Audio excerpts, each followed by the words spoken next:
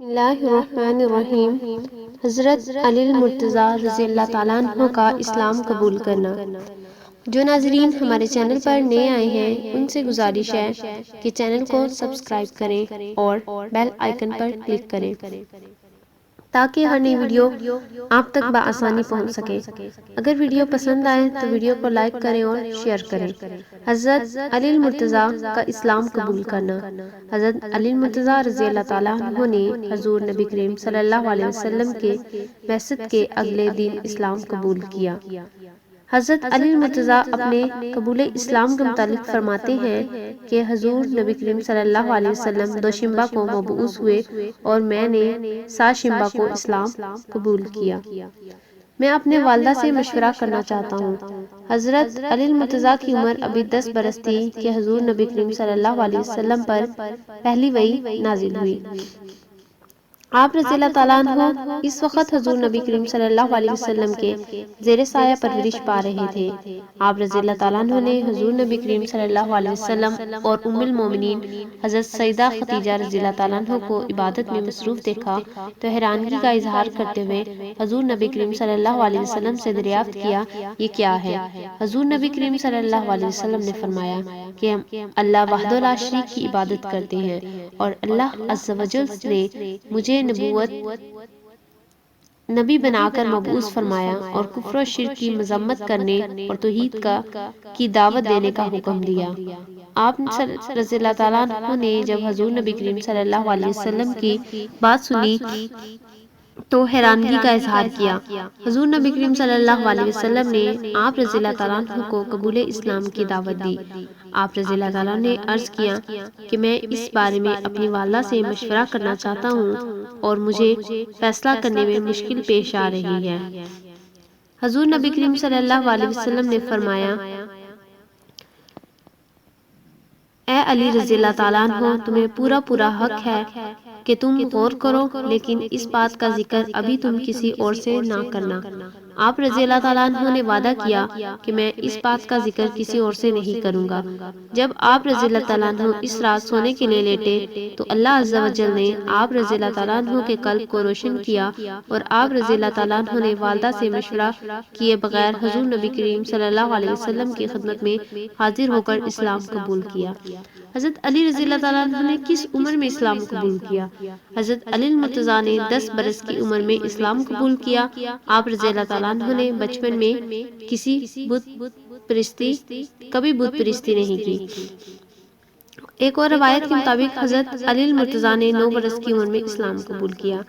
روایات میں آتا ہے مردوں میں سب سے پہلے حضرت ابو بکر صدیق رضی اللہ تعالیٰ عنہ نے اسلام قبول کیا، جبکہ عورتوں میں پہلے ام المومنین حضرت خدیجہ رضی اللہ تعالیٰ عنہ نے اسلام قبول کیا، جبکہ بچوں میں سب سے پہلے حضرت علی المرتضیٰ نے اسلام قبول کیا اور غلاموں میں سب سے پہلے حضرت زید بن حارثہ رضی اللہ تعالیٰ عنہ نے اسلام قبول کیا۔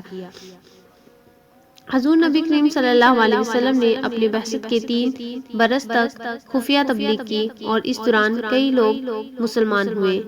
نبوت کے چوتھے برس اللہ عز و جل نے حضور نبی کریم صلی اللہ علیہ وسلم کو حکم دیا کہ آپ صلی اللہ علیہ وسلم اب علانیہ تبلیغ کریں اور سب سے پہلے اپنے نزدیکی رشتہ داروں کو اسلام کی دعوت دیں۔ حضور نبی کریم صلی اللہ علیہ وسلم نے اعلانیہ دعوت دیتے ہوئے قریش کو کوہ صفا سے پکارا، اے میری قوم، اگر میں تم سے کہوں کہ اس پہاڑ کے پیچھے دشمن کا ایک لشکر موجود ہے اور تم پر حملہ کرنے کو تیار ہے تو کیا تم میری بات کا یقین کر لو گے؟ سب نے کہا ہاں، ہم یقین کر لیں گے، کیونکہ آپ صلی اللہ علیہ وسلم آپ سچے اور ایمانت دار ہیں۔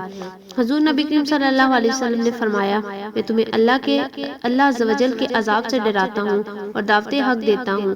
اگر تم لوگ ایمان لائے ہو تو فلاح پاؤ گے اور اگر نہ لائے تو عذاب خداوندی کے حقدار ہوگے۔ حضور نبی کریم صلی اللہ علیہ وسلم کی بات سن کر قریش غصے میں آ گئے اور آپ رضی اللہ تعالیٰ عنہ کے چچا ابو لہب لوگوں کو بھڑکا کر واپس لے گئے۔ چنانچہ اس موقع پر سورۃ لہب نازل ہوئی اور ابو لہب کی جہنمی ہونے کی بشارت دی گئی۔ حضور نبی کریم صلی اللہ علیہ وسلم نے حضرت علی رضی اللہ تعالیٰ عنہ سے فرمایا کہ تم میرے بھائی ہو۔ حضور نبی کریم صلی اللہ علیہ وسلم کے قریش کے یوں لوٹنے کے بعد حضرت علی المرتضیٰ نے فرمایا اس شخص سے جلدی کہ تم ایک دعوت کا انتظار کرو جس میں تم نبی عبد المطلب کو دعوت دو، بنی عبد المطلب کو دعوت دو۔ چنانچہ ایک دعوت کا انتظام کیا گیا جس میں بنی عبد المطلب کو دعوت دی گئی۔ اس دعوت میں جناب عبد المطلب کے بیٹے، تمام بیٹے حضرت سیدنا حمزہ رضی اللہ تعالیٰ عنہ، حضرت سیدنا عباس رضی اللہ تعالیٰ عنہ، حضرت جناب ابو طالب رضی اللہ تعالیٰ عنہ اور حضرت ابو لہب رضی اللہ تعالیٰ عنہ وغیرہ نے بھی شرکت کی۔ اس دعوت میں 40 کے قریب افراد شریک ہوئے۔ پہلے دن ابو لہب کی گفتگو کی وجہ سے حضور نبی کریم صلی اللہ علیہ وسلم کو بات کرنے کا موقع نہ ملا۔ دوسرے دن حضور نبی کریم صلی اللہ علیہ وسلم نے پھر ان کی دعوت کی اور کھانے کے بعد فرمایا میں تمہارے سامنے دنیا اور آخرت کی بہترین نعمتیں پیش کرتا ہوں، تم میں سے کون میرا ساتھ دے گا اور میرا مددگار بنے گا؟ اس موقع پر حضرت علی المرتضیٰ رضی اللہ تعالیٰ عنہ کے علاوہ کسی کی آواز بلند نہ ہوئی۔ حضرت علی المرتضیٰ نے عرض کی کہ میں اگرچہ چھوٹا ہوں اور کمزور ہوں مگر میں آپ صلی اللہ علیہ وسلم کا ساتھ دوں گا اور آپ صلی اللہ علیہ وسلم کا محافظ بنوں گا۔ حضور نبی کریم صلی اللہ علیہ وسلم نے ہاتھ کے اشارے سے حضرت علی المرتضیٰ کو بٹھا دیا اور ایک مرتبہ پھر دیگر حاضرین سے مخاطب ہوئے۔ اس مرتبہ بھی حضرت علی المرتضیٰ کھڑے ہوئے۔ حضور نبی کریم صلی اللہ علیہ وسلم نے کہا ایک مرتبہ پھر ہاتھ کے اشارے سے بٹھا دیا۔ تیسری مرتبہ کی دعوت پر بھی حضرت علی المرتضیٰ کے علاوہ کوئی نہ کھڑا ہوا تو حضور نبی کریم صلی اللہ علیہ وسلم نے فرمایا اے علی تم میرے وارث اور بھائی ہو۔